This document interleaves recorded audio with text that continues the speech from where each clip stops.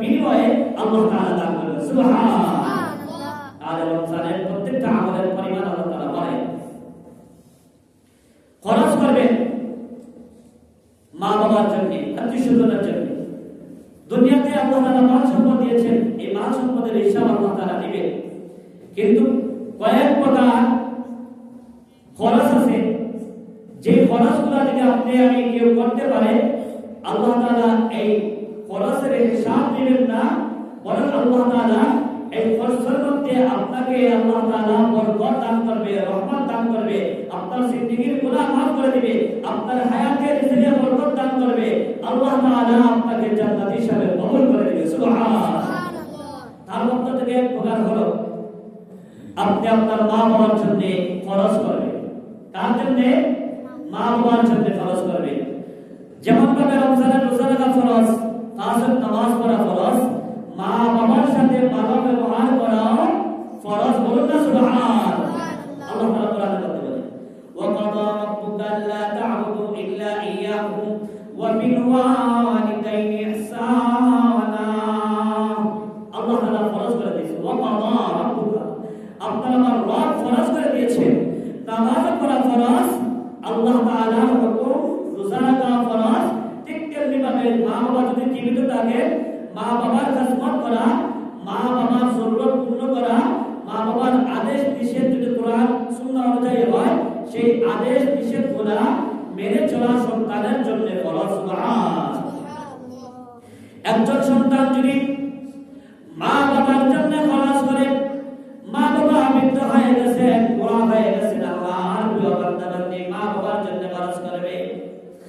মা বাবার জন্য বাজার থেকে কিছু ফল নিয়ে আসবে, আঙ্গুরা পেল ফলদারে ফলা এগুলা নিয়ে আসবে।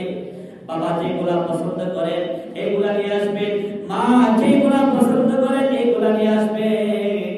মা বাবা অসুস্থ সন্তান চিকিৎসার জন্য খরচ করবে। মা বাবার জন্য এই দিন সময় একটা সুন্দর কাপড়, জামা কাপড়ের ব্যবস্থা করে দেবে। যদি আল্লাহর বান্দা তৌফিক থাকে এইগুলা করবে, আল্লাহ তাআলা এই খরচের মধ্যে কোনো হিসাব নেবেন না, বরং আপনার রিজিকের মধ্যে, আপনার হায়াতের মধ্যে, আপনার ঈমান আমলের মধ্যে আল্লাহ তাআলা বরকত দান করে দিবেন। সুবহানাল্লাহ।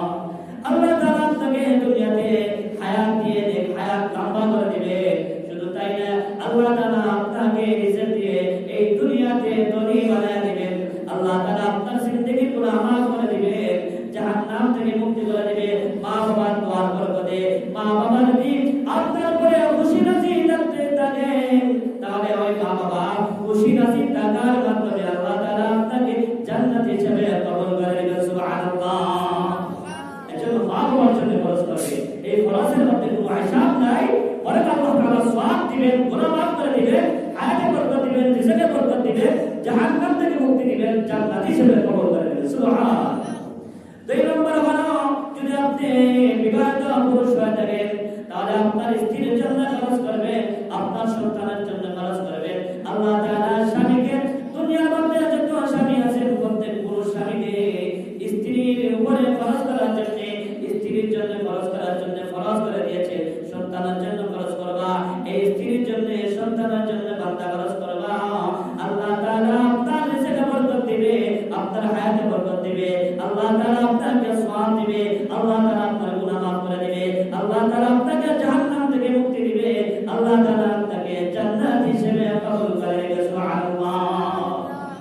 সামর্থ্য অনুযায়ী যদি সামর্থ্য থাকে, স্ত্রীকে আপনি ঈদের সময় একটা সুন্দর জামা কাপড় দিবেন, সুন্দর জামা কাপড় দিবেন, সন্তানকে সুন্দর সুন্দর জামা কাপড় দিবেন, এগুলা দিবেন।